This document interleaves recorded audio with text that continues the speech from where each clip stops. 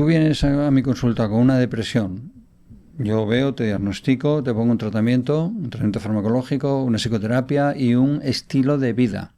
Que hablaremos luego. Entonces, si me haces caso, te garantizo que, salvo una situación rarísima, una depresión resistente rarísima, en un año vas a estar bien. Bueno, eso es un mensaje maravilloso para toda la gente que está sufriendo. Sí. Bueno, luego elaboraremos, pero implícitamente estás diciendo, el paciente tiene que poner de su parte. Tienes que hacerme caso a lo que te voy a decir. Sí, pero poner de su parte no me gusta.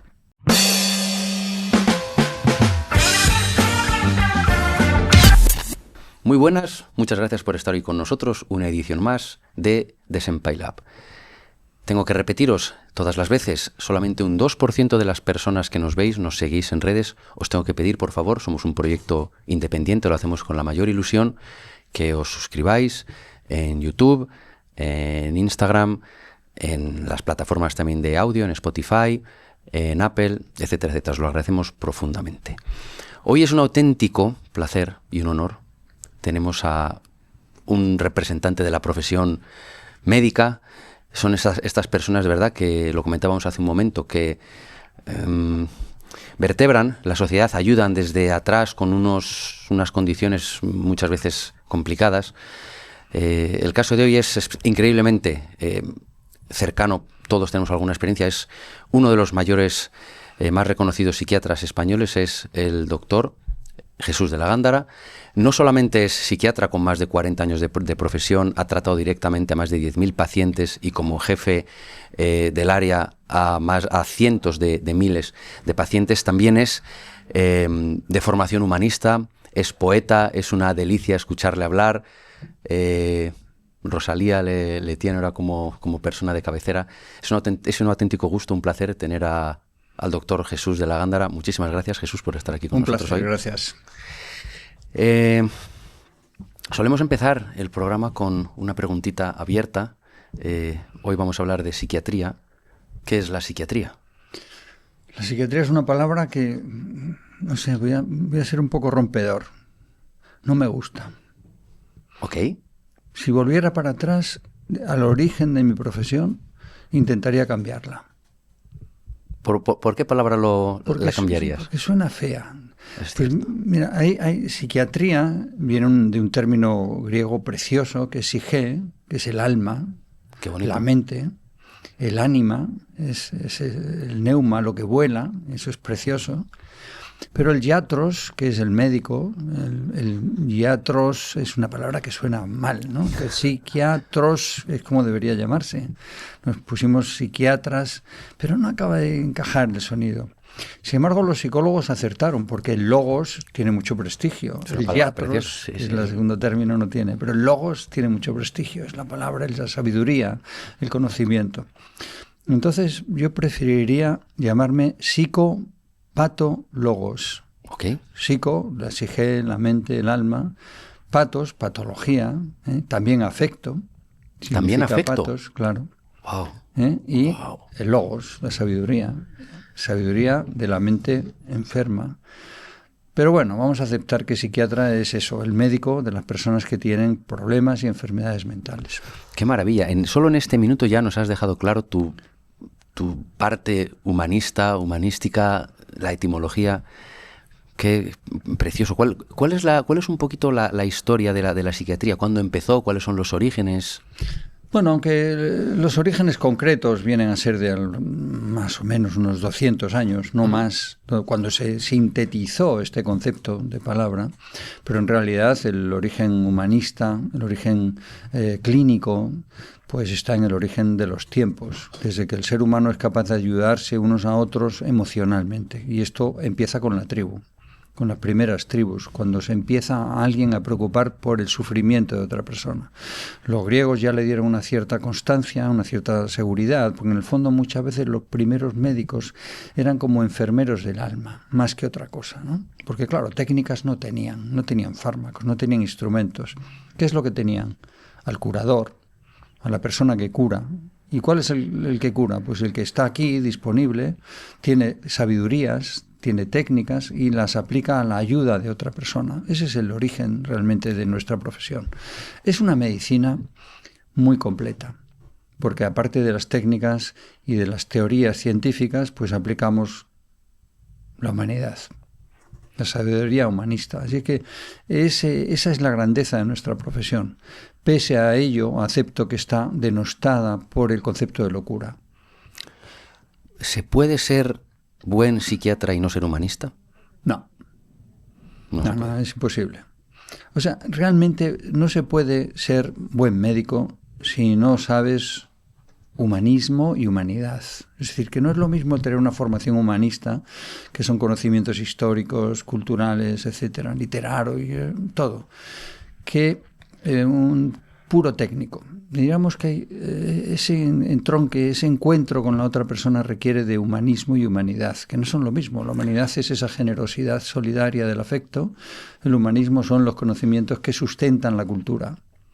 Entonces, mi abuelo, copiando a no sé quién, que a su vez copió a Letamendi, que a su vez copió a Aristóteles, decía, el médico que solo sabe medicina, ni medicina sabe.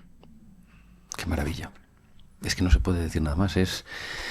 Has tocado un poquito el tema entre psiquiatría, has comentado también psicología. Creo que la mayoría de la gente lo sabe, pero ¿cuál es la diferencia entre la psiquiatría y la psicología? Es muy sencillo. Los psiquiatras somos médicos y los psicólogos no. Ya está. Nosotros somos médicos que nos especializamos en una cosa y los psicólogos son otra profesión. Estudian psicólogos. Lo que decíamos antes. Entonces, digamos que el origen de la psicología está más bien en el humanismo, en la cultura, etcétera, en otras disciplinas más filosóficas, y nosotros estamos en el origen de las técnicas de la cura, ¿no? Y ya está. Lo que pasa es que son dos profesiones que convergen en muchas cosas de formación, en la psicología, en la psicopatología, en el conocimiento del ser humano, y luego utilizamos técnicas convergentes.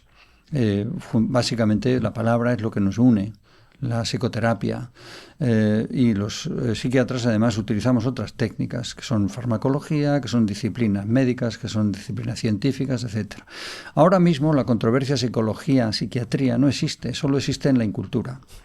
No es más que una falta de conocimientos. No sé, perdona que utilice ejemplos personales, pero llevo más de 35 años dirigiendo un servicio donde se forman a la vez psiquiatras y psicólogos, pires y mires, y trabajan juntos, trabajamos juntos, tenemos una casi connivencia terapéutica, ¿no? Porque claro, somos complementarios, no somos antitéticos. Pero bueno, esa antítesis a veces se ha utilizado primero por la incultura y luego por los intereses, claro, comerciales, o en fin. ¿Se podría decir que dentro de la caja de herramientas que tiene un psiquiatra, una de las más importantes es toda la parte de psicología o terapia, dirigir una parte, claro, de psicología? Sí, realmente parece que no, pero realmente la psicoterapia se inventa dentro del mundo de la psiquiatría, ¿no? Lógicamente. Claro. Entre otras cosas porque no existían las especialidades, es decir, que las especialidades tienen un bagaje muy corto. Así que la primera vez que hubo un MIR con especialización en psiquiatría es mi edad, soy yo. Yo soy de la primera generación. Wow. O sea que nada. Sí, y la primera vez que hubo psicólogos con formación clínica en psicología clínica, pues es unos 10 años después. Nosotros empezamos con la primera generación PIR, o sea que es que realmente es nada. Me sorprendió efectivamente un poco, digamos, la disciplina como tal, que tenga tan poca historia cuando los problemas emocionales pues posiblemente sean inherentes al ser humano desde que se pintó en Altamira algo porque alguien sintió que quería expresar algo, ¿no? Claro. Sí. Es curioso que la psique está ahí en el alma del arte, en el alma de la creatividad, en el alma de la ayuda, ¿no? Es decir, que realmente cuando los seres humanos empiezan a tener conciencia, la conciencia es una cosa que empieza dentro de un cerebro y acaba en mi cerebro y acaba en el tuyo, ¿no? La conciencia no es algo que esté dentro de mi cerebro ahí guardado como una cosa, sino que se expande. ¿Puedes elaborar eso? Es precioso. Sí, es lo que se llama concepto del cerebro expandido, ¿no?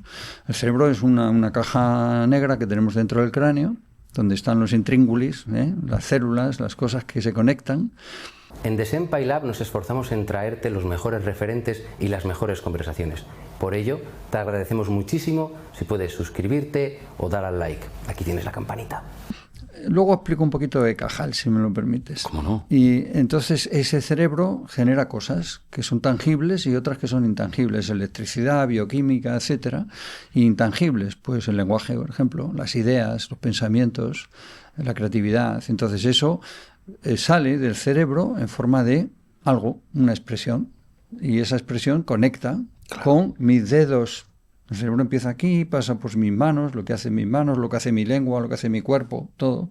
Llega al tuyo, modifica el tuyo, del tuyo pasa a otro, de la manera que el cerebro expandido empieza dentro de aquí y acaba por ahí, por el mundo. ¿Dónde acabará esto que estamos diciendo, no?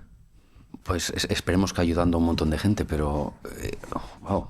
Es que no hago más que aprender. Es que escucharte es maravilloso, de verdad.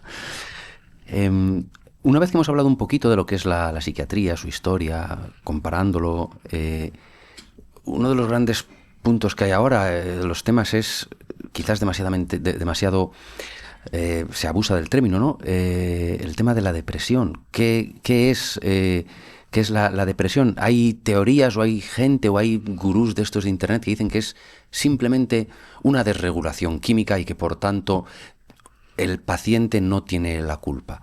Hay otras teorías, hay otra gente que dice que es al revés, que tú estás deprimido porque tú quieres. Sal de ahí, esto está en tu cabeza, haz así. Ya. Hombre, a ver, la palabra depresión tiene un origen concreto, ¿sí? Que se inventa en un momento determinado. Barton escribe un tratado de la melancolía y entonces ahí aparece la palabra depresión. Pero depresión es un agujero en el suelo, un declive, ¿no? Nada más que eso. Así es que es una palabra muy polisémica, que dice muchas cosas. En realidad, depresión, cuando hablamos de depresión, enfermedad, es tristeza patológica. Tristeza significa que estás muy triste y que es tan triste que afecta a tu salud. Por eso es patológica, porque no es normal, es anormal en el sentido patológico. Has comenzado diciendo que es una enfermedad. Sí, es una enfermedad, obviamente. Eso es. Podemos decir, estoy depre, pero eso no es una enfermedad, eso es una tristeza. Se acabó. Tengo una depresión. Bueno, esto es una forma de comunicarnos. Sí. Estoy con la depre, tengo una depresión. Eso es una forma de comunicar nuestra tristeza. Para que esa tristeza alcance categoría patológica tiene que tener varios criterios. Primero, que sea muy intensa. No vale con, estoy un poco triste, ¿no? Tiene que estar muy triste, profundamente triste, anormalmente triste. Algo que incluso a ti te parezca que no es posible estar tan triste. En segundo lugar, tiene que ser muy duradera. No vale que aunque estés una mañana, tienes que tener tiempo, meses, semanas o años de tristeza. Y en tercer lugar, tiene que afectar a dos cosas. A tu propio cerebro, no funciona bien. A tu cuerpo, me duele todo. Y a tu mente extendida, a tu entorno. Veo triste todo lo que miro.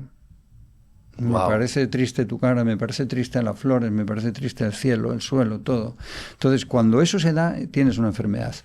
Y luego, dentro de esa enfermedad, de ese concepto de enfermedad, hay muchos subtipos.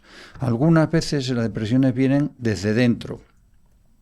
Algo ha pasado en mi cuerpo, en mi cerebro, que produce un estado anímico depresivo.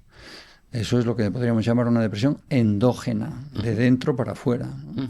Y luego, vulgo depresión exógena. Algo me pasa en la vida que me afecta e impide que mi cerebro, mi mente, mi cuerpo funcionen bien. Esto es, podríamos decirlo así, en términos coloquiales, depresión exógena. Realmente no es así. Sería depresión reactiva. Reacciono ante la vida con depresión. Esos son los dos modelos que entiende la población en general. Y aún habría un tercero, que es una depresión producida por una disregulación química o física de mi cuerpo que impide que mi cerebro funcione. Por ejemplo, tengo una hepatopatía, tengo lo que sea, y eso hace que se altere el cerebro. Eso sería una depresión biológica, por decirlo así. Ok. Dos preguntas subsecuentes. ¿Se hereda? ¿Se cura? Hay un tipo de depresión que sí, se hereda. Lo que pasa es que no es una herencia como algunas enfermedades que sabemos que se heredan de uno a uno decir de una forma muy, muy dominante, se dice, sino que hay una complejidad de factores que hace que lo que heredas es realmente una vulnerabilidad a tener depresión. Vale. Eso es lo que heredas. Es decir, bueno, tú tienes una predisposición, algo, a tener o bien una depresión endógena o bien un modo de ser, una forma de ser que te hace proclive a la depresión. Es lo que se llama neurosis, el término clásico, ¿no? Se hereda, se cura. Bueno, esto es como si me preguntas, ¿tú crees? Y depende en qué. ¿Comprendes? Es decir, que se cura, depende a lo que hablemos de curar. ¿Se quita? Sí. Tú vienes a mi consulta con una depresión. Yo veo, te diagnostico, te pongo un tratamiento farmacológico, una psicoterapia y un estilo de vida. Que hablaremos luego. Entonces, si me haces caso, te garantizo que, salvo una situación rarísima, una depresión resistente rarísima, en un año vas a estar bien. Bueno, eso es un mensaje maravilloso para toda la gente que está sufriendo. Sí. Bueno, luego elaboraremos, pero implícitamente estás diciendo, el paciente tiene que poner de su parte. Tienes que hacerme caso a lo que te voy a decir. Sí, pero poner de su parte no me gusta. No, porque es como si te trasladáramos a ti la responsabilidad. No. Cuando le dices algo, pon de tu parte, le estás diciendo, eres un inútil. No. Acabemos con eso. No. Pon de tu parte significa colaboremos en que yo te ayudo a que tú hagas cosas como, por ejemplo, hacer correctamente el tratamiento, farmacológico o no, psicoterapia o no, estilo de vida o no, lo que sea. Y yo puedo ayudarte y guiarte, pero al final la responsabilidad de tu vida, de lo que tú hagas, el control de lo que hagas es tuyo. Entonces, si colaboramos, te aseguro que en 3 meses vas a estar como nuevo. Y si seguimos en tratamiento 1 año más o menos, y hacemos psicoterapia, hay cambios, etcétera, entonces tienes muy pocas probabilidades de no curarte. Vale. Y tienes muy pocas probabilidades de recaer. Aún así, si me están oyendo personas, un 30%, un 20%, doctor, pues yo a mí es que no me curo. Y es que cada año me vuelvo a estar mal. Bueno, pues eso son casos especiales, como hay muchas enfermedades que no se curan, ¿no? En ese sentido, cuando dices el tema de la colaboración, de ayudar, ¿cómo puede o cómo debe colaborar el entorno de una persona que ha estado diagnosticada, que efectivamente entiendo, ¿no?, que con un paciente pues posiblemente no hables solo con el paciente, hablas con su entorno y le dices, claro, oye, esta persona tiene esta situación, lo que tienes que hacer o lo que yo creo que puede ayudar es esto. Por ejemplo, cuando una persona dice, yo es que no quiero levantarme, no quiero salir de la cama, yo no quiero hacer nada, hay que, entendiéndose en el buen sentido, forzar a esa persona a decirle, vente conmigo, vamos 5 minutos fuera a dar un paseo y luego te vuelves. Sí, eso está bien. O no.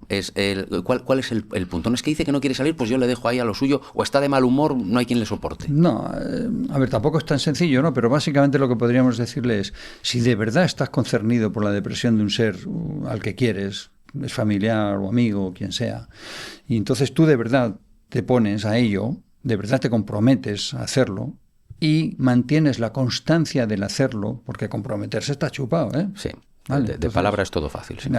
Ahora, entonces lo primero que tienes que hacer es no decirle cosas como, venga, anímate. Claro, si viene una persona, yo les digo a veces a los pacientes, si tú vienes a mi consulta y yo te digo anímate, no vuelvas a mi consulta, porque no te he entendido nada. Lo entiendo perfectamente. Entonces, no le digas anímate. Entiende su tristeza y le dices, entiendo tu tristeza, no la comparto, no me gusta, no es tu amiga ni mi amiga, es nuestra enemiga. Yo te puedo ayudar a que tú hagas cosas para que te sientas mejor, pero no te puedo decir levántate y anda, porque eso son lo que yo sepa, hay una persona que lo ha podido hacer en la historia de la humanidad. ¿Vale? Y un receptor, ¿no? Claro, entonces, bueno, es verdad, a veces puedes cogerle de la mano o mirarle a los ojos y decir, no, es que no me apetece, no quiero. Bueno, pues vale, haz lo que puedas. Yo aquí estoy.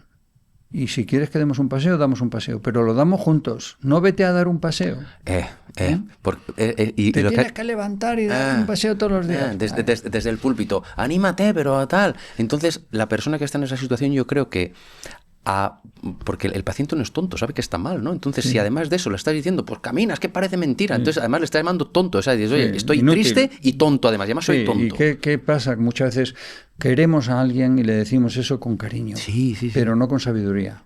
Entonces, claro, la sabiduría tiene que ser del técnico, del psiquiatra, del psicólogo, etcétera. ¿Tú qué tienes? Corazón, alma, espíritu, bondad, cariño, compártelo. Agapé, comparte la comida, convive con esa persona. Agapé y convivencia significa no le hagas la comida, siéntate a comer con esa persona. Qué maravilla. ¿Vale? Entonces, eso es importantísimo para que esa persona poco a poco pueda empezar a hacer cosas como, por ejemplo, ¿por qué no te peinas? Peínate, lávate los dientes. Empecemos por cosas sencillas. Es que hasta me cuesta. ¿Qué quieres, que te lave yo los dientes? Si quieres, cariño, déjame la dentadura que yo te la lavo. ¿Comprendes? Que algo así es lo que tenemos que hacer. Es decir, fundamentalmente es la disposición, la predisposición, y que sea auténtica, que se note que es auténtica. Porque muchas personas lo hacen de verdad, pero lo hacen desde el miedo. O sea, yo te ayudo porque yo tengo miedo a lo que te pase a ti. Claro. Eso puede pasar con unos padres, con un hijo. O una persona que tiene cáncer y tú tienes más miedo que él mismo, ¿no? O que ella misma. Entonces, tú tienes que superar tu miedo para poder ayudar a esa persona. ¿Cómo no voy a tener yo miedo si mi hijo está deprimido? Tengo miedo. Por supuesto. Claro que tengo miedo. Pero el miedo no le va a ayudar. Bueno, a ver, ¿qué puedes hacer tú? Claro. Vale, pues eso. Esa es la teoría. Luego, la práctica... A veces hay personas sabias que lo hacen bondadosamente y no necesitan ningún libro, y otras personas que necesitan un libro. Eso es. Y que no o que yo les diga cómo hacerlo.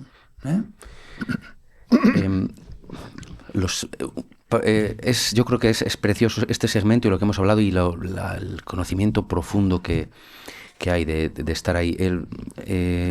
Hay algunos estudios que dicen que mejora terriblemente la salud mental simplemente tener una persona a la que puedes llamar todas las mañanas o todas las noches o en cualquier momento del día que sabes que está ahí para ti. Las personas que a lo mejor ya no tienen a sus padres o que solamente eso, saber que tienes una persona que no estás solo. A mí me ha pasado estando en Japón, tengo esa enorme suerte, pero los momentos que no lo tenía era no sé cómo decirlo, como desvinculado del mundo. Es una cosa...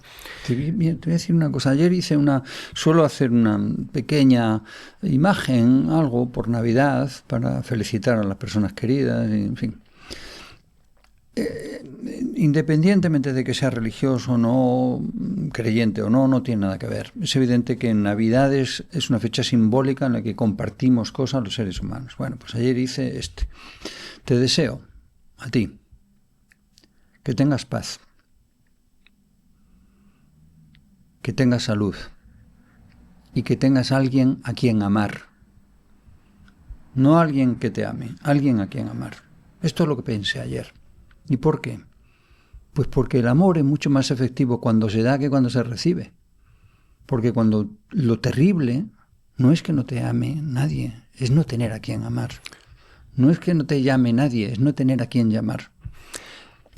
Es una reflexión de verdad preciosa. Creo que muchísima gente se puede sentir identificada. Hay una forma de verlo de los temas del desamor, por qué es tan difícil de superar cuando ha sido algo muy profundo. Alguien lo explicaba como que esa persona, sobre todo a la que han abandonado, tiene una cantidad enorme de amor que quiere dar y ya no tiene a quien dárselo. Esa persona desapareció. ¿Qué hacemos con el amor cuando no se lo das a nadie? Se convierte en algo...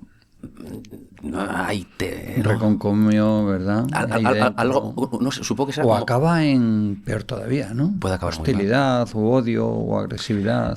Entiendo que es como cualquier cosa corporal que tienes que expulsar y no tienes dónde. Porque, se pudre, ¿no? Claro, porque otras cosas son más sencillas. Porque cuando estás enfermo y tienes una gastroenteritis, pues es muy sencillo todo. Pero cuando es algo ahí, ¿cómo lo haces si no tienes otra persona? ¿Cómo expulsan la gastroenteritis esa? Y encima resulta que muchas veces cuando tú tienes mucha necesidad de amar, se nota mucho. Y entonces los demás se ponen a la defensiva, ¿no? Entonces, a ver, por favor, si tienes a quien amar, cuídalo. No lo desprecies, porque eso es un tesoro. Es un tesoro. Tengo mucho que amar a mi vehículo. Bueno, pues cuida tu coche, ¿no? Cuídalo, límpialo, en fin. Pero ¿y si tienes un perro o un canario o una persona. Pues más todavía, ¿no? Muchísimo más. Es algo... ¿Es verdad que para una persona que tiene tiene algún tipo de patología, digamos una depresión o lo que sea, porque tampoco estamos entrando en lo que son otras patologías que son... Bueno, pero el modelo de depresión nos vale. Vale. Porque se ha convertido en un universal. Sí. Entonces, bueno, siempre que hablamos de depresión, ahora no hay más que depresión, ¿no? Realmente hay 1000 enfermedades psiquiátricas diferentes, claro. Pero obviamente no vamos a hablar de ello, ¿no? Esto no es un libro de psicopatología. Pero el concepto y el modelo nos sirve, porque la actitud de conocimiento, la actitud de terapéutica del médico, de las personas que tienen al lado, de ayuda, de consuelo, etcétera, es la misma. Me da igual de un tipo u otro de depresión. Para una persona que está en esa situación, ayudar a otra persona puede ser beneficioso. Sí, pero no en los 3 primeros meses. Vale. Dejarle un poco de tiempo, ¿no? Que respire, que descanse, que empiece a sentirse mejor, que empiece a pensar no solo para acá, sino para allá. ¿Hay un exceso de para acá cuando una persona está deprimida? Claro. Cuando uno está deprimido solo mira las tripas. Solo mira a sí mismo. Te duele todo, te duele el alma, ¿no? Yo, en fin, toquemos madera, nunca he tenido una depresión patológica, pero he tenido personas en mi entorno que sí, y he tenido angustia patológica, que es otra forma de sufrimiento, ¿no? Y entonces cuando he sabido que tenía angustia patológica ya era tarde. Pero si lo hubiera sabido antes, hubieran cambiado cosas en mi vida. Entonces eso me sirvió para aprender. ¿Cuál es, para concluir con este segmento creo que es fundamental, cuál es el momento de pedir ayuda? ¿En qué momento alguien tiene que dejar de sufrir por sí mismo? Personas que a lo mejor son empáticas, que no quieren preocupar a su entorno. ¿Cuál es el momento o cuáles son algunas ideas o algunas guías para decir, oye, si estás en este punto, busca ayuda? No puedo. Cuando digas, toda persona que sufre mucho por una enfermedad dice, me duele, estoy triste, no duermo, tal. Cuando le añades no puedo comer, no puedo dormir, no puedo hablar, no puedo lavarme los dientes, no puedo. Cuando añades el segundo concepto, no puedo, ahí es el momento de pedir ayuda, necesito ayuda. Yo siempre le digo a una persona que para que realmente yo lo acepte como paciente tiene que cumplir un trípode, un trilema. Luego me gustaría hablar de esa palabra. 3. Sufro, no puedo, necesito ayuda. SIN. Sufrimiento, incapacidad, necesidad. Si tienes un sin, tienes que buscar un con. Con, consuelo, compromiso, control, constancia. Todo lo que empieza por con es bueno, lo que empieza por sin es malo.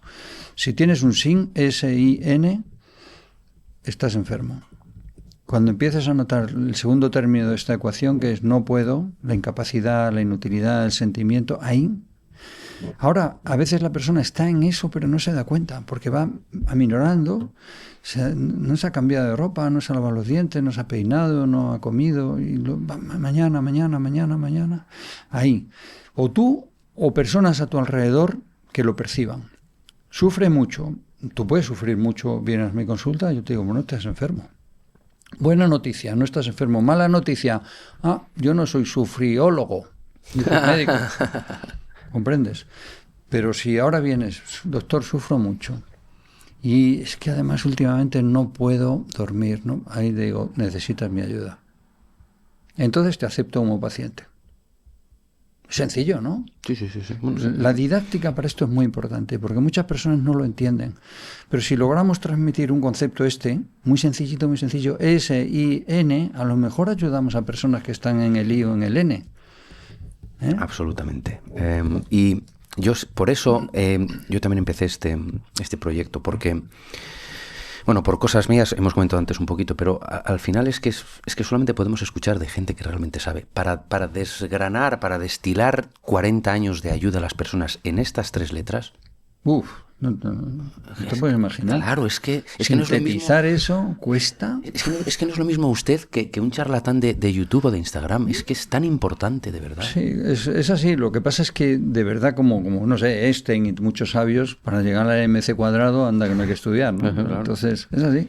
Pero yo creo que cuando somos capaces de transmitir esto, Porque muchas veces la persona que está en esa situación no se da cuenta de ello. No se da cuenta. Y no tiene nadie alrededor que lo entienda correctamente. Entonces la didáctica forma parte de la medicina. Cuando uno va al médico y sale diciendo, uy, me ha entendido muy bien, además me ha explicado todo, ese es un gran médico. Ese es un gran médico. Usted lo es, tú lo eres, es increíble. Bueno, gracias. ¿Cuántos pacientes puedes haber ayudado de verdad? ¿Cuál es tu punto de vista sobre los cibernícolas? Creo que sí. es un concepto que hemos compartido, sí. Y que... Sí, cibernícolas, cibernícolas. Bueno, pues vamos a ver, me tengo que remontar a Platón, lo siento, pero... Estos días precisamente hemos estado hablando con un chico que tiene un canal que se llama Adictos a la Filosofía y hemos estado hablando de Platón. Entonces, con un poco de suerte, la audiencia se acuerda de algo de lo que hemos hablado de Platón. Sí. Todo empezó porque mi padre era profesor de griego y entonces, aunque no era nada buen didacta con sus hijos ni nada, pero bueno, lo cierto es que por allí pululaban los libros de Platón y de Tucídides o de las tragedias griegas que traducía mi padre, en fin. Y sin querer, pues eso se va metiendo en el cerebro de un niño, ¿no?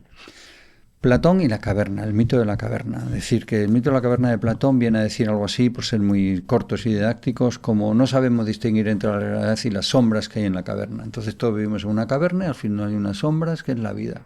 Matrix. Matrix, es verdad. ¿No? Bueno, Platón lo escribió hace 2700 años. Bueno, a lo que vamos. Cavernícolas en la vida es lo que somos los seres humanos hasta hace poco, hasta hace unos 50 años o un poco más, que aparece el concepto ciber.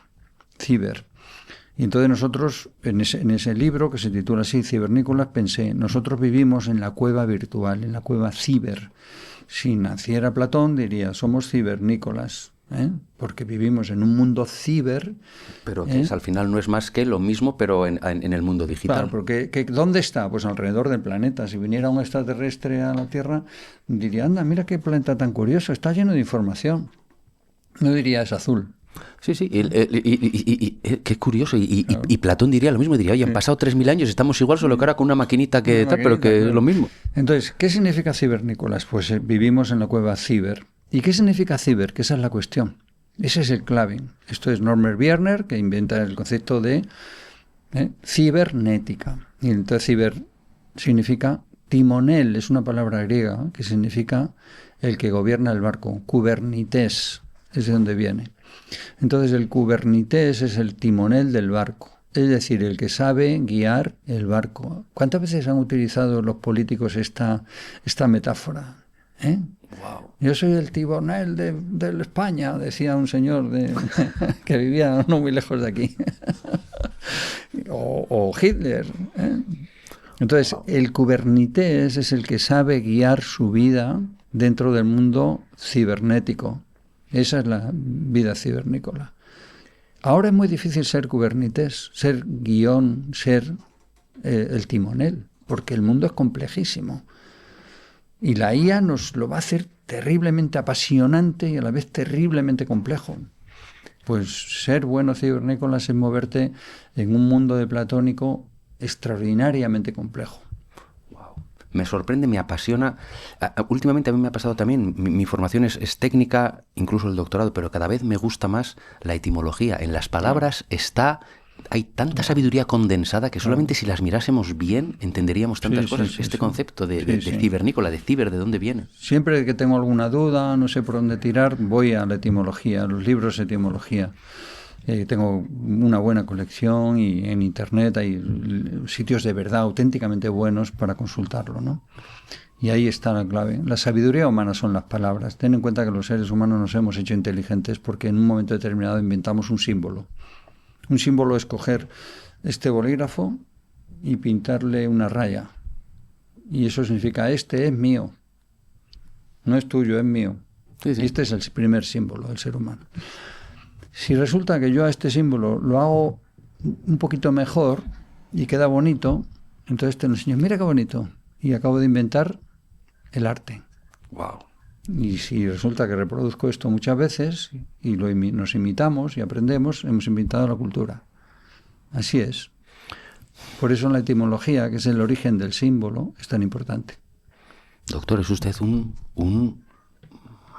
hombre del Renacimiento.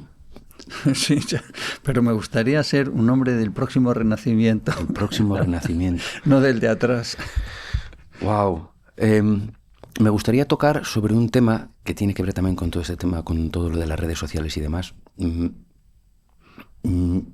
Por mi trabajo estoy con gente joven, 20 años, 20 y pocos años.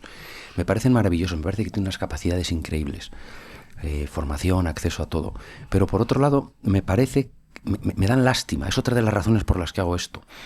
Porque es todo tan inmediato que no tienen, ya no voy a decir ni tolerancia a los malos momentos es que es todo tan inmediato que parece que una vida solo es buena si es buena el 100% del tiempo.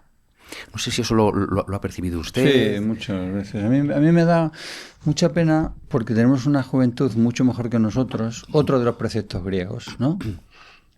¿Te gustan las series? ¿Sí? Sí. ¿Fringe? ¿La conoces? Sí. Fringe. Maravillosa. Yo la he visto entera 2 veces. Y no me acuerdo qué capítulo dice Einai kalitera tropon paderatoi. ¿Qué significa? Procura que tus hijos sean mejores que sus padres. Entonces, ¿mis hijos son mejores que yo? Sí. ¿Tienen a su edad mucha más cultura y sabiduría de la que yo tenía cuando tenía su edad? Sí. ¿Van a poder utilizarla? ¿Van a poder aprovecharla? Pues depende de factores ajenos a ellos. Ese es el problema de nuestra juventud. Tienen mejores cerebros que nosotros. Absolutamente. Porque si no, menuda torta habríamos hecho, ¿no? Tienen más acceso a información que nosotros. Pues ojalá sepan aprovecharla. El problema está en un concepto de Manuel Castells, un sociólogo y kubernetes español que vive en Estados Unidos, que fue ministro, que decía, vivimos en la orilla de la eternidad. Entonces, en la orilla de la eternidad siempre estás a punto de estar a la vez en todos los sitios, como los dioses, pero claro, no somos dioses. No. Entonces, ese es el riesgo de los jóvenes ahora, vivir en la orilla de la eternidad. Qué precioso. Sería interesante, yo me descubro según voy cumpliendo años, diciéndole a la gente cosas que me decían a mí mis mayores y me parecían difíciles de aceptar. Por ejemplo, y creo que esto te lo he escuchado decir a ti también, la vida es una lucha constante. Pero no desde un punto de vista tampoco negativo. Hay que disfrutar, hay que todo, pero quizás no podemos esperar a que todo esté bien, perfecto, bajo control en nuestro entorno para entonces ser felices. Si hubiera sucedido eso, no estaríamos hablando. Hubiéramos desaparecido. Claro. Porque en la lucha, realmente, el concepto lucha es un concepto bélico, ¿no? Sí. Es un contra, algo. Pero realmente no es un contra. Es una adaptación. La vida es cambio.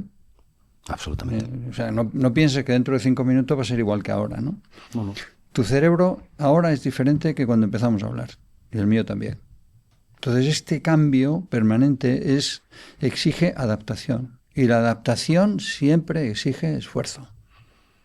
Y entonces eso nos hace mejores. Entonces, claro, la cuestión es, si todo está perfecto y todo está plano y liso y no hay arrugas en la existencia, nos atrofiamos. Adiós. Lo reformulamos entonces. La vida no es lucha constante, es esfuerzo constante. Esfuerzo de adaptación. Esfuerzo de adaptación. Sí, pero constante. no de sudar, ¿vale? Porque si nos ponemos en el esfuerzo de sudar, entonces nos cansamos mucho y entonces lo dejamos.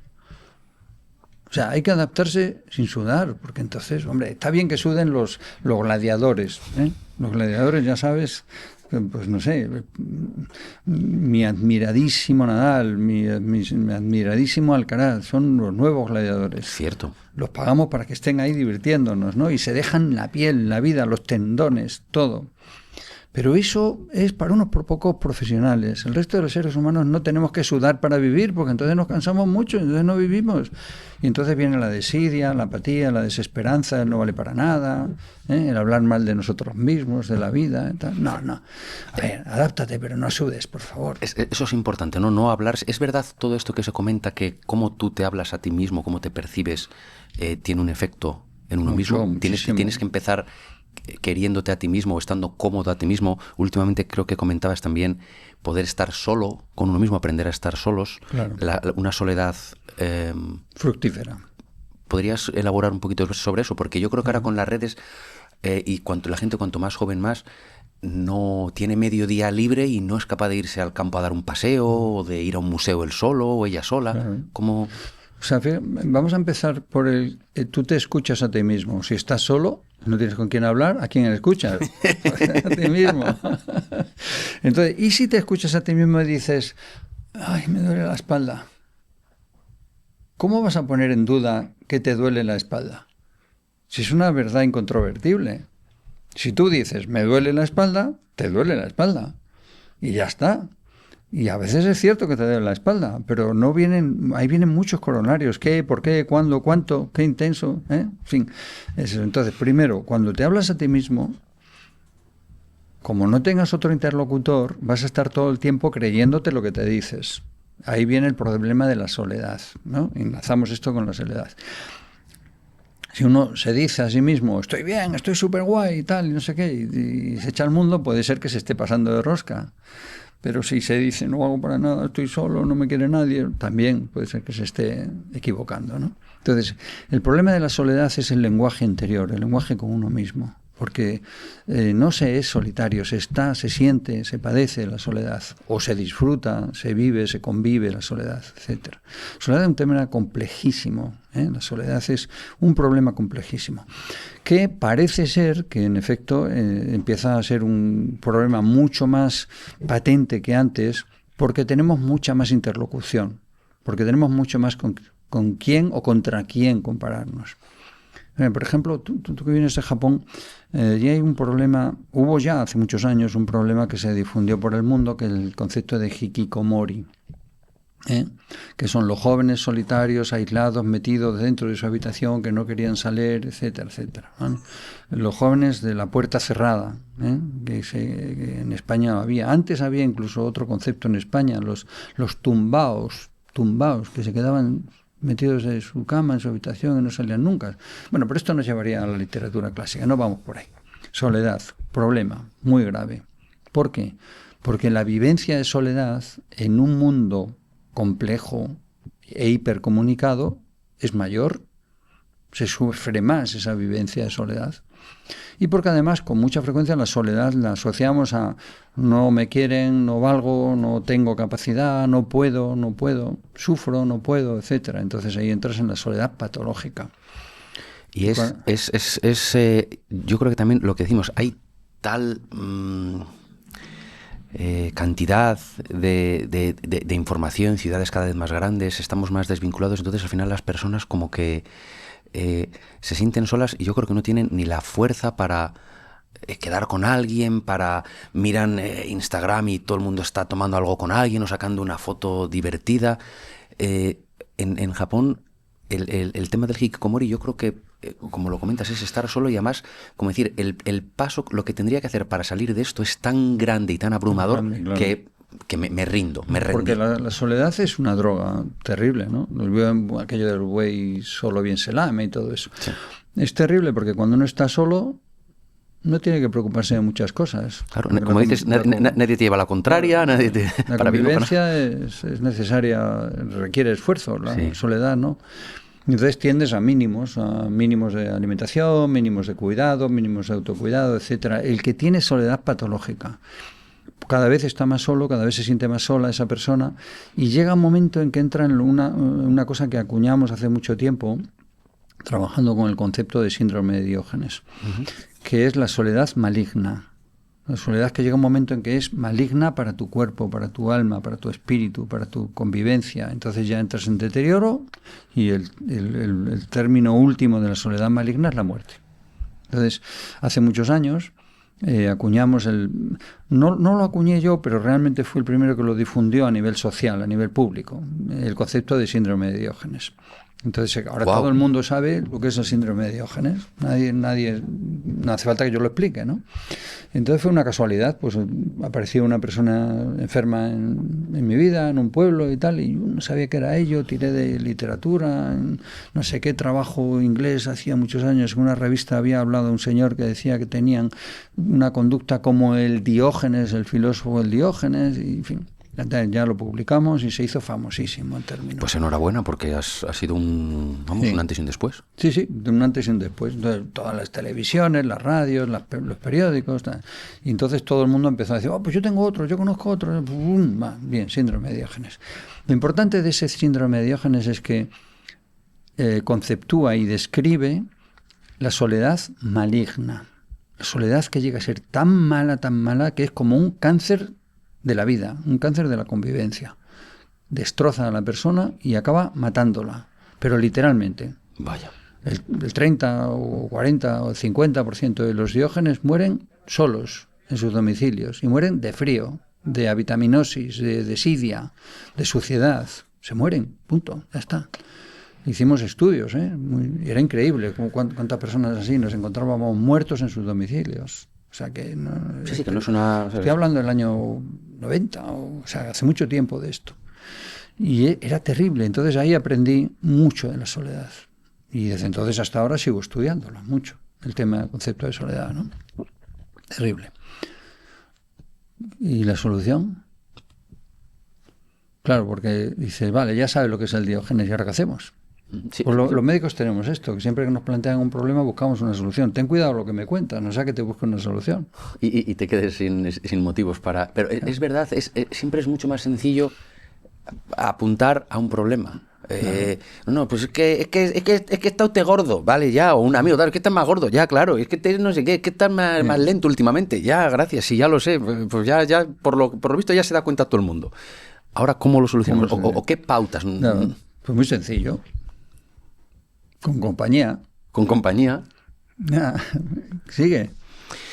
Con compañía, pues no lo sé. En el mundo digital, más difícil. Acercarte a un... No, pero si no encuentras la pregunta, no encuentras la respuesta. Es verdad. Es verdad. ¿Qué es la compañía? Esa es la pregunta. ¿Qué es la compañía? Te ha chupado decir con compañía. Pero ¿y ahora? ¿Y cómo se hace eso? ¿Qué es la compañía? ¿Qué es la compañía? Pues empieza por con. Todo lo que empieza, ¿recuerdas? Con es bueno. Bueno, es compañía, consuelo, constancia, comedimiento, control, contigo. Qué bonito. Conmigo, contigo. La soledad se cura cuando tú estás contigo. Entonces ya tienes compañía. Si tú no estás contigo, ¿cómo van a estar los demás? Entonces, la verdadera solución para la soledad es aprender a estar contigo. Y luego ya viene el conmigo. Ya que lo teníamos cerca, ¿eh? Pues yo tardé como 30 años en darme cuenta de esto. Anda, pues sí, es muy sencillo. Bueno, primero, y luego ya dije, anda, creo que había un poeta español que decía, a mi soledad voy, de mi soledad vengo y con ellas me entretengo, ¿no? O algo así. Sí. Pues está claro, el problema de la soledad es cuando uno pierde la capacidad de estar consigo mismo.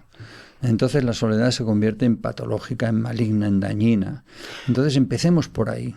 ¿Qué hay detrás? ¿Qué hay detrás de esas personas? Todos conocemos, o quizás en algún momento de nuestra vida hemos estado así, o tenemos esa tendencia, ¿no? Que siempre hay que... están ocupadas, es decir, el objetivo es evitar estar solos consigo mismos. Claro. Es que es difícil, ¿eh? Siempre buscando un plan u otro plan o lo que sea, y ahora con redes más todavía, o YouTube o lo que sea, es decir, lo que sea para no estar conmigo y mis pensamientos y mis dudas y mis... o no lo sé, o cambiar ese chip. Sí, hay una palabra que usábamos mucho en psiquiatría que es enajenación. Uh-huh. Enajenación es estar fuera de sí, estar ajeno a ti mismo. En ajenación, de nuevo, claro. Claro, entonces muchas veces el mundo actual produce una especie de enajenación que no es enfermiza, no es morbosa, no es una esquizofrenia, pero es una forma, digamos, no muy sana de vivir. Es decir, cuando vivimos en lo virtual, pero no vivimos con nosotros mismos, cuando no miramos para adentro antes de mirar para afuera, si quieres saber qué es un ser humano, mira para adentro, hombre. No mires a los demás. Si está aquí. Entonces, mirar para adentro es uno de los grandes problemas, porque es conocerse a uno mismo y juzgarse a uno mismo y hacerlo eso con equilibrio, con realidad, sin pasarte de bueno ni pasarte de malo. Tener ese equilibrio es muy difícil. El conócete a ti mismo es uno de los grandísimos problemas del ser humano de todos los tiempos. Y es una de las preceptos griegos. Volvemos a los griegos. Los griegos son mi cuna. Y entonces volvemos a los griegos. Precepto de Delfos. Conócete a ti mismo. Conócete a ti mismo. Y otra cosa que también has comentado, que es el pantarrey, ¿no? Sí. No lo hemos dicho, pero el todo Heráclito, fluye. el oscuro. Sí. El que no había que lo entendiera. A mí no me gusta Heráclito, ¿no? Porque te pones a leerlo y no dices, pero si no entiendo nada. Pero era un tío muy listo. Nunca te bañarás 2 veces en el mismo río. Yo cuando era pequeño no entendía nada. Pero ¿cómo no me voy a ver si está en mi río? Si a mí me gusta aquí bañarme. Bueno, es igual. No importa. Entonces el pantarrey, todo fluye, todo cambia y a la vez todo permanece, ¿no? Es la idea, ¿no? Entonces, conócete a ti mismo y obra juiciosamente, con mesura. A ver, una palabra preciosa que también empieza por con. A mí me gusta que las palabras empiecen por con, que es comedimiento. Fíjate qué bonita esa palabra. Preciosa. Es española, lo que pasa es que no la usamos. Sé comedido. Sé comedido. Es verdad, no existe, es una palabra española, no es, en otros idiomas no me suena. Por terminar con el ciclo grande de problemas y cuestiones y dudas, y luego ya pasamos a los estilos de vida, a qué podemos hacer activamente para alejarnos de todo esto malo. Por lo que tú has visto, temas de parejas, relaciones de pareja, relaciones íntimas, de familia, todo este entorno, toda esta nueva sociedad en la que estamos, ¿qué tendencias o qué vicios o qué... No vicios, no sé cómo decirlo. Sí. Eres tan inteligente que me cuesta mucho encontrar las palabras buenas para expresar. Eres extremadamente brillante. Entonces me cuesta muchísimo encontrar las palabras correctas. No, vicios está bien. ¿Está bien? Sí, está bien. Vicios y virtudes, claro. ¿Qué significa vicios? Debilidades. ¿Y virtudes qué significa? Fortalezas. Ya está. Así de sencillo. Nuestros vicios ¿Qué debilidades tenemos los seres humanos? Son nuestras debilidades, claro. Efectivamente. Y virtud. Virtud significa fuerza, nada más. Entonces, bueno, pues conoce tus debilidades, y a veces los vicios son morales, son pecaminosos, o son, no sé, o son legales, o lo que sea, pero son siempre debilidades. Pero todo empieza con lo que has dicho. Conócete a ti mismo. Sí, conócete a ti mismo. Conoce tus debilidades y tus fortalezas. Y úsalas, claro. Y úsalas con constancia y con comedimiento. Es decir, úsalas adecuadamente. Conócete. Luego, sé constante en lo que hagas. Y luego iremos a una cosa que es un concepto que me encanta, que es una idea que también apareció en mi mente hace poco tiempo, ¿no? Pero que luego ya si lo usas con constancia y comedimiento, con juicio, con equilibrio, etcétera, vas a ir bien. Me gusta comer, no sé, desayunar tostadas con miel y aceite. Pero, hombre, algún día podías comerte un donut, ¿no? Aunque esté denostado el donut, ¿verdad? Entonces siempre no seas excesivo en esto, conócete a ti mismo, obra con juicio, con mesura, con comedimiento, etcétera. Y repite, porque los seres humanos somos lo que hacemos habitualmente. Lo que repetimos.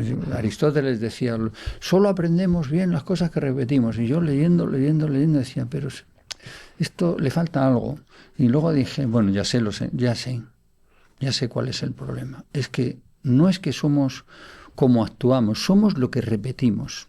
Claro. Ese es el concepto.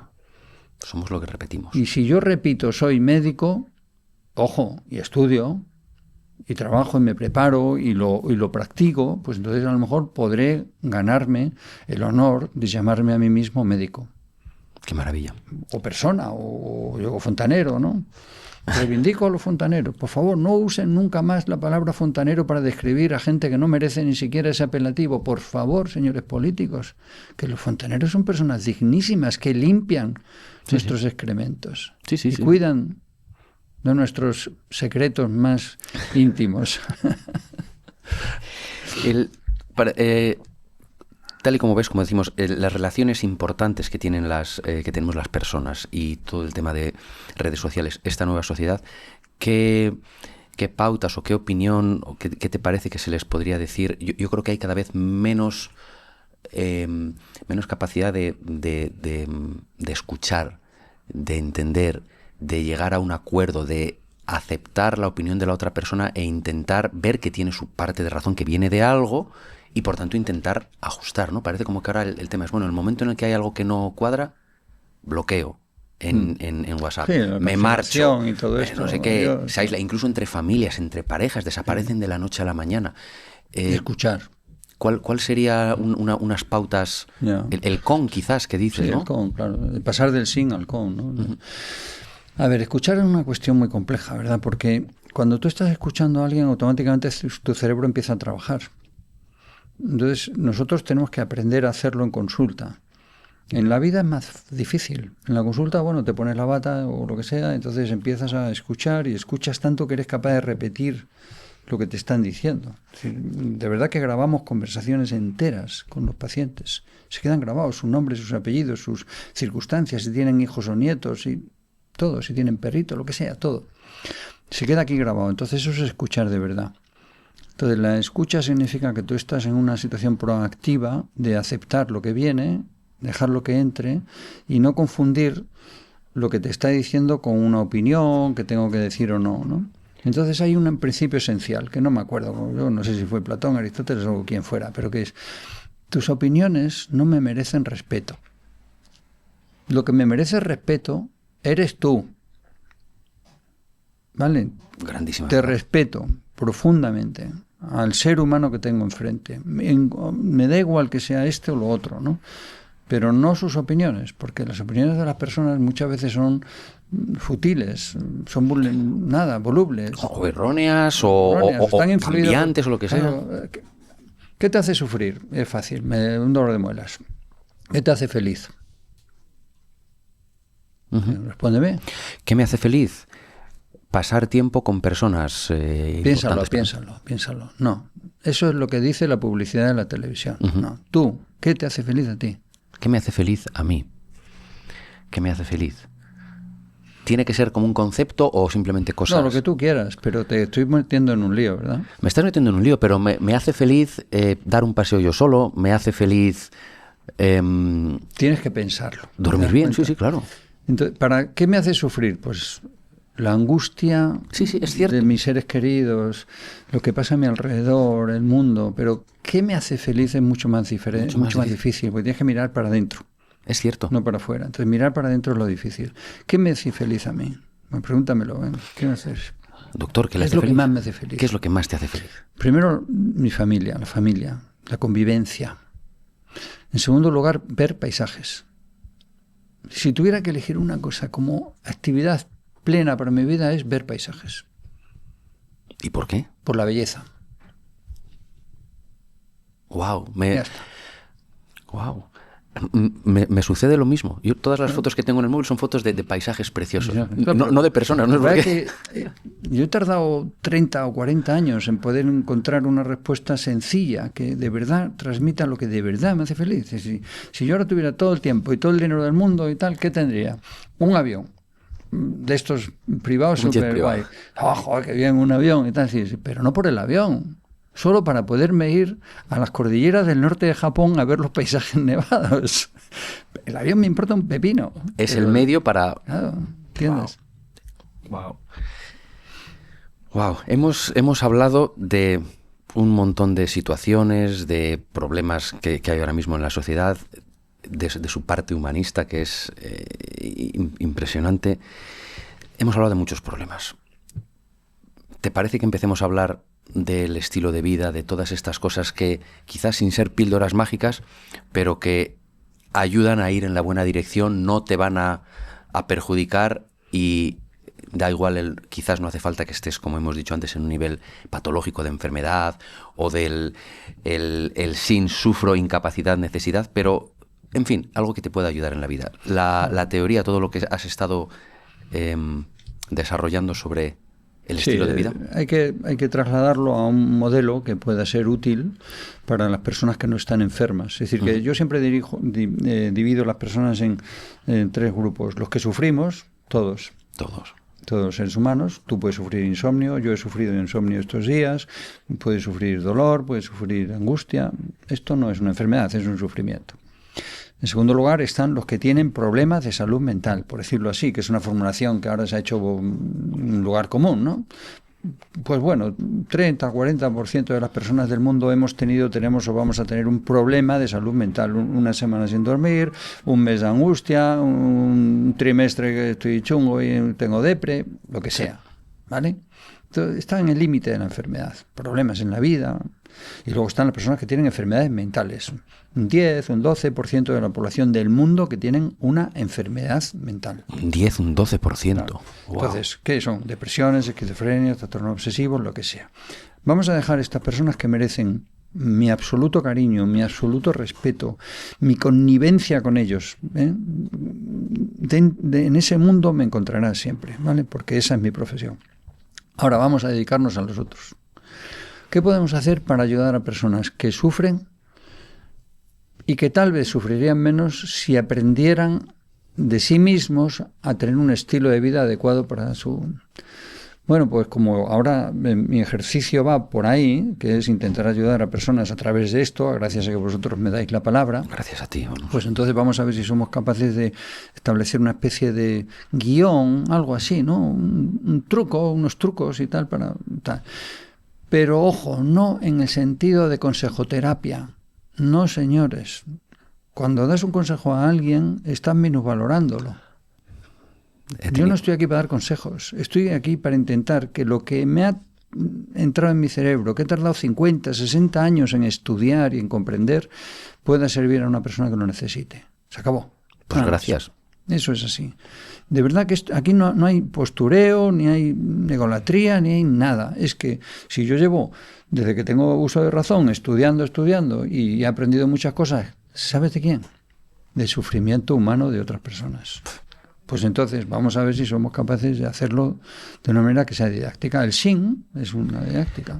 Es un ejemplo maravilloso y lo que comentas, y muchas veces, por volver quizás a decirlo, muchas veces tenemos gente alrededor que nos quiere profundamente y que lo dice con la mejor intención, claro, pero cae en todas estas... porque no son expertos, entonces... consejos desde fuera, pero cuando tú estás mal, al final te lo tomas como un ataque y dices, no, es que además de que estoy mal, me estás llamando tonto. Yo como mucho lo que sí que aconsejo muchas veces a la gente cuando me empiezan a hablar, digo, oye, ¿por qué no te planteas ir al médico? No le digo, ¿por qué no consultas con un psicólogo? No. ¿Por qué no te planteas ir al médico? Porque considero que estás enfermo. ¿Y a qué puerta tienes que llamar a una persona que está enferma? Desde aquí hasta la uña del pie. Toc, toc, toc, doctor, ¿puedo entrar? ¿Al médico? Vale, luego ya él dirá si necesitas esto, lo otro, lo demás allá, ¿no? Vale, entonces, olvidemos eso. Vamos a ver, ¿podemos sintetizar un estilo de vida que sea bueno para nuestra salud mental y que por lo tanto nos haga ser mejores personas, más felices, etcétera? Sí, yo creo que sí. Díganos, por favor. Bueno, pues vamos esto por partes, como diría aquello, ¿no? Hemos dicho. Pues lo primero es saber qué es el estilo de vida. Vale. Porque si no lo sabemos, pues el estilo de vida es todo lo que hacemos y lo que no hacemos, porque la conducta es lo que hacemos y lo que dejamos de hacer. Entonces, por hacer lo que hacemos, claro, es un matiz. Sí, entonces ahí me remonto a los biólogos. Los biólogos dicen, la vida es nutrición, relación y reproducción. Se acabó. Entonces, ¿en qué consiste el estilo de vida correcto en esas tres magnitudes que son la vida? Y esto vale para un lagarto o para un ser humano, da igual. Pues entonces no es lo mismo comer que alimentarse. Si comes, estás sentado con alguien o solo comiendo. Y si te alimentas, pues estás haciendo algo... No. Entonces, hombre, procura comer. Y a veces aliméntate, ¿no? Pero procura comer. Claro, no es lo mismo degustar que devorar, ¿no? Claro. Entonces, hombre, si quieres tener, procura degustar lo que comes, ¿no? Y así todo, ¿no? No es lo mismo en cuanto a la relación, ¿verdad? Pues el amar que el odiar, el ayudar que el agredir, en fin, si tú te pones en voy a ver si como contigo, entonces eso significa convivencia, comer con significa convivencia, con víveres, tener víveres, fíjate la etimología, ¿no? Qué maravilla. Es muy sencillo, sí, todo es muy sencillo, ¿verdad? Entonces, nutrición, relación, reproducción, no es lo mismo dejar descendencia por ahí, como si fueras un ciervo en un montaraz, que tener hijos. Claro. Entonces es igual, es nutrición, relación. El estilo de vida es comer, relacionarte y dejar en el mundo tus genes para que sean buenos. Eso es. Entonces ya tenemos qué es el estilo de vida. Vale. Lo que hacemos y lo que no hacemos para tener nutrición, relación y reproducción y perpetuarnos. Eso es el estilo de vida. Partiendo de esa base, lo primero, ¿qué es el estilo de vida? ¿Qué más pautas, qué más conceptos, qué más ideas, prácticas, experiencias has ido destilando que pueden ayudarnos a tener una vida más cercana a ese degustar y no engullir, a ese... Claro, pues siempre es comprender, pasa por comprender las cosas. Cuando el estilo de vida y salud, bueno, pues pregúntate qué es la salud.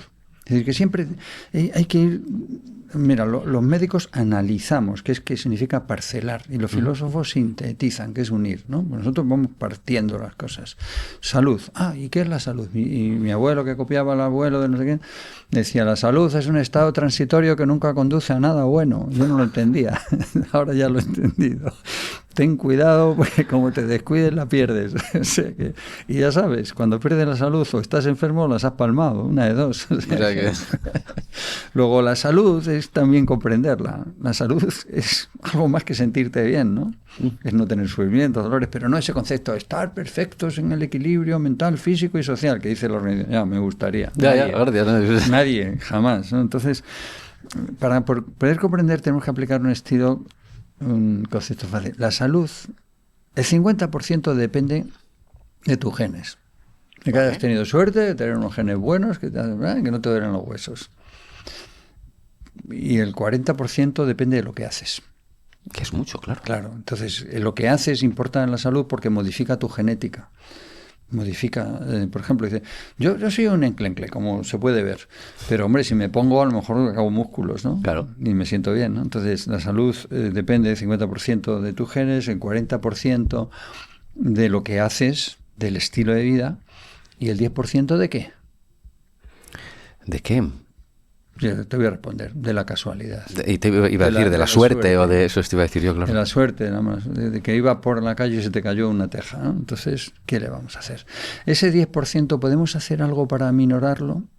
Todo lo posible, desde un concepto de prepárate para la vida. Y eso significa un concepto antiguo también, serendipia, que significa procura enterarte de lo que pasa por delante de tus narices, porque si no pasa y no te enteras, ¿vale? Entonces te cae la teja. Eso es. Y estate al loro. Esto Heráclito, esto lo dijo Heráclito. ¿Lo dijo Heráclito también? Sí, dijo aquello de si no estás al tanto de lo que pasa, la vida pasará, el río se irá. Entonces, esas tres cosas. Bueno, entonces, ese es el segundo concepto. Y el tercer concepto es desarrolla un estilo de lo que somos los seres humanos, son nuestras costumbres. Vale. Las costumbres, cuando son muy acentradas, se convierten en hábitos. El hábito hace al monje. Lo que comentabas antes, de ir repitiendo, ¿no? Ir repitiendo cosas. Al final es lo que define a una persona, es lo que repite, lo que hace habitualmente. Y si lo haces con mucha insistencia, entonces te conviertes en un maniático. La manía ya no empieza... Eso ya no es bueno. Es lo que dices tú, de vez en cuando el donut hay que comerlo, de vez en cuando hay que... Pongamos ejemplos personales que son los que mejores tenemos y conocemos. Por ejemplo, yo no me puedo ir a dormir sin lavarme los dientes. Vale. Eso es una manía. Es un buen hábito lavarse los dientes, pero hombre, entonces, si no me lavo los dientes, me tengo que levantar y lavarme los dientes. Eres tonto. No es que estoy estropeando el sueño. Entonces, desarrollar un buen estilo de vida viene el siguiente cosa. Haz una cosa que realmente sea acorde contigo, que te guste a ti, que sea adecuado. Para eso te tienes que conocer.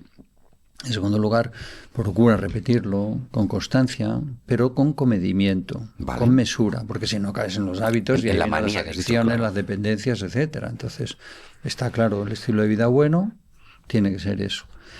Y así, si lo repites, pues eso acaba siendo útil para tu salud mental. Tengo aquí dos conceptos, dos cositas que también te he escuchado decir. Uno de ellos es lo decíamos antes, el trilema de la vida. El trilema de la vida es la nutrición, relación y reproducción, ¿no? Vale. Ese es el trilema de la vida, es un concepto biológico. Y ese trilema, la palabra trilema tiene diversos significados filosóficos, pero yo lo utilicé en una muy sencillo. Un lema es la libertad, el amor, un lema, ¿no? Nos mueve, tal, camiseta, el amor, tal. Un dilema es lo hago o no lo hago, en amor o el sexo, un dilema. Y ahí los seres humanos nos atascamos. Entonces viene el trilema. Los trilemas son un trípode, 3 conceptos, 3 patas. A que el taburete no se cae nunca. No, pero entonces los trilemas son cosas muy buenas. El trilema más conocido en los seres humanos es salud, dinero y amor. Si tienes salud, dinero y amor, eres feliz. Que dé gracias a Dios, decía la canción. Sí, ¿no? Pero la salud es transitoria, hemos dicho, ¿no? Sí. El amor es... depende más de a quién amas de que quién te ama. Entonces... El dinero, y el dinero nunca es suficiente o no lo tengo. O sea que ahí los trilemas son muy buenos, pero siempre y cuando también sean auténticos, tienen que ver con eso de la vida, ¿no? Por ejemplo, un trilema muy bueno para tener un buen estilo de vida. Haz lo que quieras. ¿Qué quieres tú para ser feliz? Haz lo que quieras, pero para eso te tienes que conocer. ¿Qué es lo que quiero? Haz lo que quieras, pero es importante que hagas lo que quieras. Segundo, haz lo que puedas, no lo que no puedas. Porque si haces lo que no puedes o aspiras a lo que no puedes, estás mal. Y haz lo que debas, pero no en el sentido de débito, sino en el sentido del deber, que es una autoimposición, algo que tiene que ver con moral y ética. Entonces, si haces esas cosas... Yo había escuchado una definición curiosa de libertad. Libertad es poder hacer lo que hay que hacer. Lo que hay que hacer, un concepto ético. Es un concepto lo que debes, ético. Lo que debes, lo que se debe hacer correctamente. Claro. Eso es el concepto fundamental de la ética. Hacerlo para que la vida sea buena, para que tu vida sea buena y por lo tanto también sea buena para las personas que te rodean, ¿no? Eso es así. Sí, eso es correcto. Has comentado también en algunos sitios, y es súper didáctico, fácil de entender, como otra parte quizás de este estilo de vida que nos dirige por el buen camino, movimiento. Hay que mover 3 cosas, ¿no? Sí. Bueno, eso es otra síntesis de cosas que a lo largo del aprendizaje pues he ido sintetizando en esquemas sencillos, ¿no?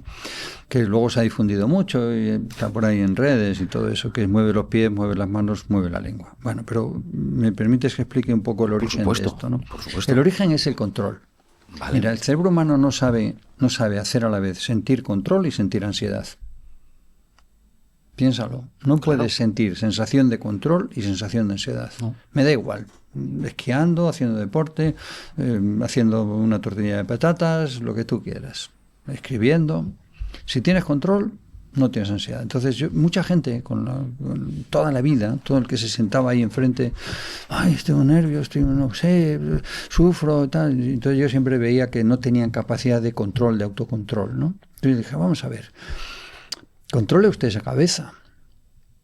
Ostras, doctor, qué difícil. Pero ¿cómo vas a controlar esto? Si aquí viene el control y la pérdida de control, todo el lío. No, pues cuando intentamos controlar nuestra cabeza no lo conseguimos. Entonces pensé, ¿y por qué no enseñarles a controlar los pies? Vamos a ver, si usted no puede controlar sus pensamientos, sus emociones, su angustia, su depresión, ¿por qué no empieza por los pies? Mira los pies, hombre. Y dígale, muévete, venga, muévete, zapatea, haz algo con los pies, ¿no? Qué bueno. Entonces empiezas por ahí a tener sensación de que si tú les mandas a tus pies que hagan una cosa, la hacen. Por ejemplo, cuando entres al portal y tienes ahí el ascensor y aquí la escalera, sube por la escalera. Ay, es que vivo en un quinto. Bueno, pues sube un piso. Y así empecé a idear el concepto de si controlas tus pies, aprenderás a controlar tu vida. Mueve los pies. Ahí salió ese concepto. Ya has subido al piso, ya estás en casa. ¿Y ahora qué hago? Oye, pues vienes de la calle, no sé qué, has hecho la compra, pues ponte a hacer algo con las manos. O por ejemplo, tú has estado trabajando todo el día, estás cansado, llega a casa, no puedes hacer lo mismo, busca hacer algo que te distraiga. Escribe una poesía. Joder, eso es muy difícil. Toca la guitarra. Joder, tal.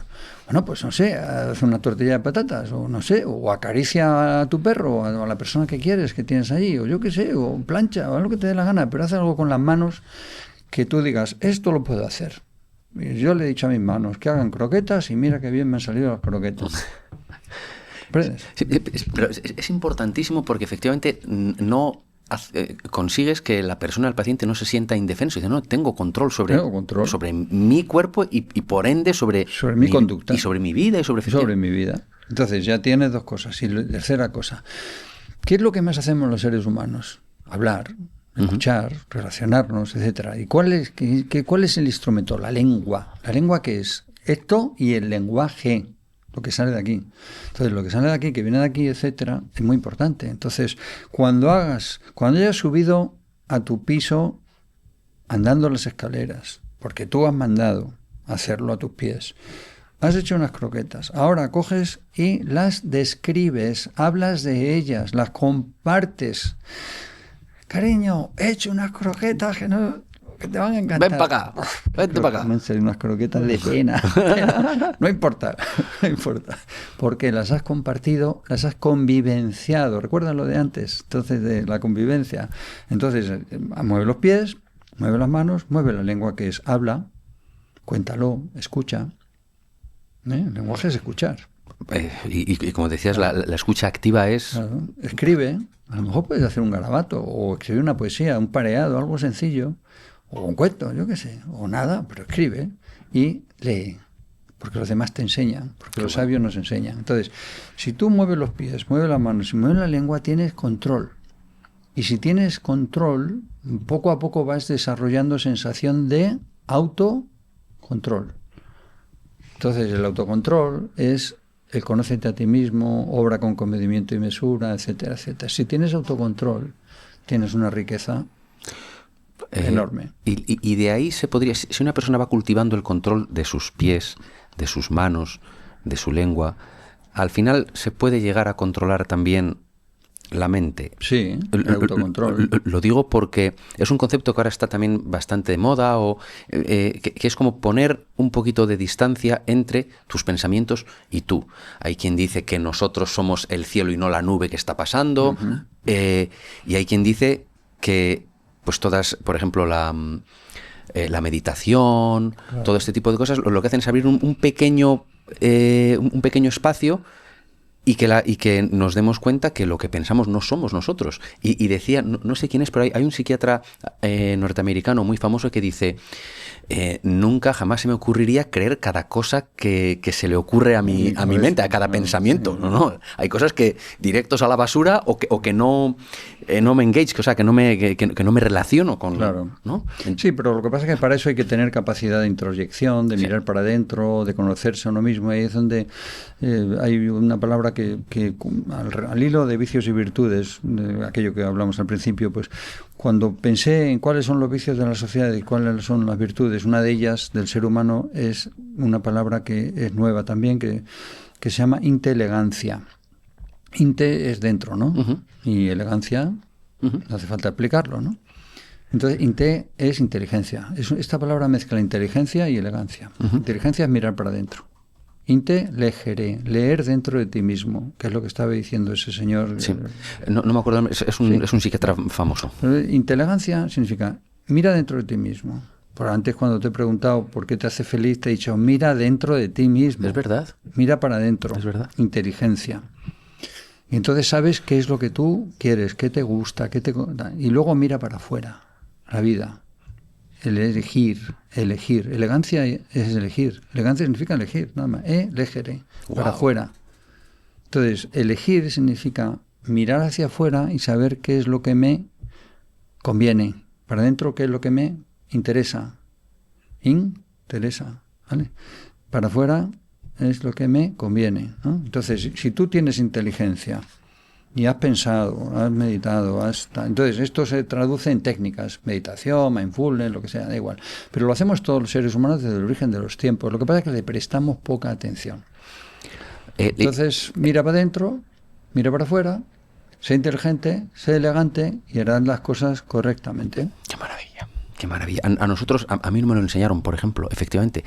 Tendemos a identificarnos con nuestros pensamientos. Claro. Y no. Pero si tu pensamiento te dice me duele la espalda, te duele la espalda, claro. Eso es. Y si estás solo todo el rato, como hemos dicho, pues nadie te lleva a la contraria, nadie te plantea otro ángulo, otra forma. y te realimentas en... Claro, entonces la historia es, si el ser humano es capaz de mirar para adentro y mirar para afuera, entonces actúa con control, que significa autocontrol. Pero el problema es la palabra auto, que la decimos y no le prestamos atención. Siempre hay que prestar atención a las palabras. Auto, ¿qué es el auto? ¿No? El self, el yo, el auto. Joder, pues auto es una palabra preciosa. Mira, bueno, de hecho, esta parte última la vamos a sintetizar en dos conceptos. Es somos lo que repetimos, que ya lo hemos dicho, y cómo aprender a conducir tu auto. Qué bonito. ¿Pero qué es el auto? El auto es el yo, el tal. Pero la palabra auto viene de un concepto muy antiguo que es augere, que significa lo que hace crecer, lo que hace crear. El auto es lo que autor significa el que crea una poesía, una canción, una escultura, un libro. El autor de tu vida debe ser tú. Eres el que creas tu vida. Entonces, el auto es lo más difícil de conducir que tenemos los seres humanos. Ese que tenemos ahí fuera es un auto móvil. Nosotros tenemos un auto inmóvil o un auto tonto. Entonces, aprender a conducir tu auto es la autonomía, que tener tus propias normas significa esa palabra.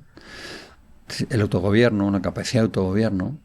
El autocontrol permite eso, tener autonomía. Yo tengo mis propias normas. Si tú tienes tus propias normas y son malas, no te preocupes, ya te estrellarás. Y si tienes tus propias normas y son buenas, ya triunfarás. Y luego el autogobierno. El gobierno sabe de dónde viene. ¿De dónde?